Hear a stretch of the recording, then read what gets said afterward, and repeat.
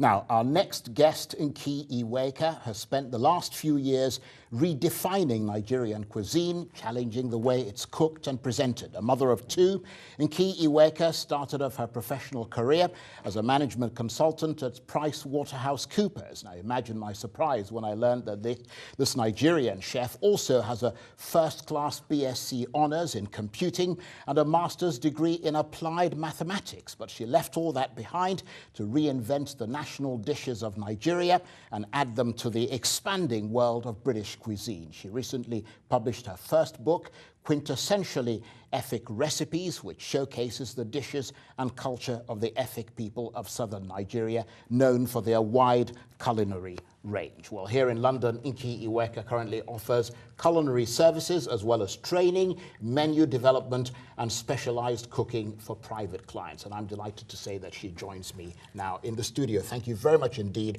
for coming in. Now, how did a computer analyst with a master's degree in applied mathematics end up as a chef with speciality in preparing, promoting, and redefining Nigerian grub? Greed. I just love food, and I mean, one of the advantages of working as a management consultant was I was able to travel, around, eat my way around the world. London, as you know, is I like to think of it as almost the culinary capital of the world, really. You could eat your way around the world within 5 miles radius from my house. I grew up, in a family that liked food. My grandpa, who was an Oza title, you know what that means. He would make his own sausages, cure his own bacon, all those years ago in Nigeria. My mum made jam, so food's always been very important in my Right. Well, my let's family. take a look at what you've got here. This is quite a spread, and I've got to say the presentation is just absolutely brilliant. Tell us what we've got here. Well, we've got fisherman's soup, which is a speciality of the Efiks in the south of Nigeria. And that's your book, of course, is written on Efik cuisine. Yeah, as if by magic, I have the book. And it's available on Amazon. Plug, right. Yes, you can see it. Okay, all right. But back to the food. So, first time I ate that, I was really surprised. It's almost like a bouillabaisse, the French fish soup. It was developed by the Efik fishermen. When they went off to sea, they couldn't take many provisions with them. So they basically took palm oil, gari, and then they basically used some of their catch to make the soup. So there's quite a bit there. There's fish, is that lobster or something? Yeah, I've got lobster tail here, I've got fish, I've got prawns. Yeah, prawns.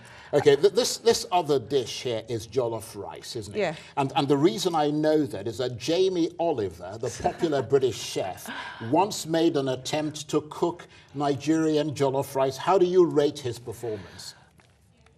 When I said I was coming on here, everyone on Facebook said, can I please tell Jamie not to tread onto waters that he doesn't know anything about? In other words, he failed. Yeah, he failed. Right, but at least he made an attempt. Yeah, and I think actually, if you look at jollof rice, there's a wide spectrum of different types of jollof, from a more moister one that Jamie made to the more drier one that we eat, as you go west to east.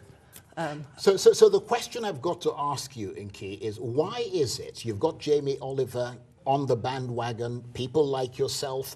Why is it that Nigerian food has failed to catch on as part of the mainstream here in the UK, in spite of the fact that there are many Nigerians who've lived here for many years? I mean, you've got Indian, Chinese, Thai, but not Nigerian. I've often wondered the same, actually since I came to this country, I was 15 when I first came. I've often wondered that. And it's one of the reasons why I'm doing what I'm doing.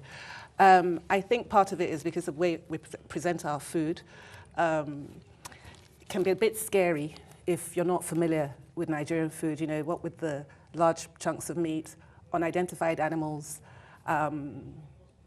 just things a bit sloppy. Right. And then also I think the restaurants themselves, some of the restaurants, not all, don't help. So for instance, sometimes I've walked into a Nigerian restaurant and they don't think I'm Nigerian, and I get filthy, look, what are you doing here? Yeah. So you've essentially gone about redefining Nigerian food for an international market. You speak to audiences. I mean, you've been on various television shows across the UK. Tell us how much of a challenge that is. Sorry, in what way?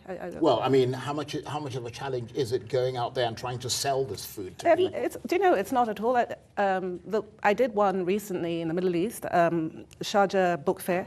They asked me to come and do some cookery demos. And I was a little bit hesitant because I wasn't quite sure how they would take. But what I did was I chose dishes which I felt people from the Middle East could relate to. So, for example, I made akara, which is the bean fritter, because I felt it was like falafel. And then I tried to present it to them in a way similar to... Right. So essentially people are relating to they could relate to something that's unfamiliar to them. But it got me into trouble, though, because some old lady said, but, we add bicarbonate of soda in falafel, and you haven't. And I said to her, but it's not falafel. Well, we're going to have to leave that for another day. Nki, I want to thank you very much indeed for coming on the program. She's also written a book of recipes. It's Nigerian food. It's got all the ingredients, and you can just follow one of the recipes there to make it. Nki, thank you very much indeed. Nki Iweka, the Nigerian chef here. Thanks for having me.